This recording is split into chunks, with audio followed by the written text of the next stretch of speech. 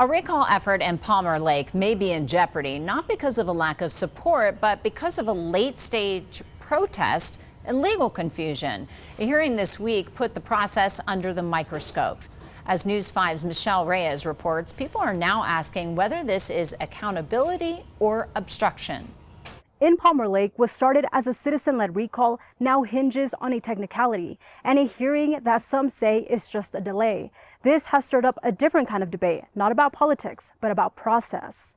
The recall committee made up of Beth Harris, Daley Faignon, and Cody Fouts filed petitions to remove trustees Shauna Ball, Kevin Dreher, and now Mayor Dennis Stern. On May 6th, the city received the recall petition, citing concerns over governance. On May 27th, the town clerk verified the petition signatures. On June 2nd, Brian Yavanian, a Palmer Lake resident, filed a legal protest, claiming one recall committee member, Beth Harris, used a P.O. box instead of a residential address, and that the petition should be thrown out. On June 4th, Glant Hevenar resigned as mayor. 8 days later, Dennis Stern is appointed new mayor of Palmer Lake, which brings us to Thursday's public hearing to decide the fate of the recall effort.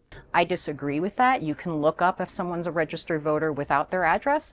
And when you do look up her registered voter statement, it has both addresses on there. The recall committee argues that in Palmer Lake, most people don't receive home mail and rely on P.O. boxes, making his protest not just technical but unfair. Yavanian isn't backing down. In an email statement, he says in part, quote, "I do believe there are concerns about the residency of Ms. Harris and the use of her mailing versus legal addresses. Additionally, there is a question to the status of her full-time residence in Palmer Lake or Inglewood, Colorado." The hearing ended without a final ruling. Karen Goldman, the appointed administrative officer, said she will come to a decision by next week, leaving the recall's fate uncertain for now. It's kind of a delaying tactic. It's not real, because we could go out and do this again if we had to.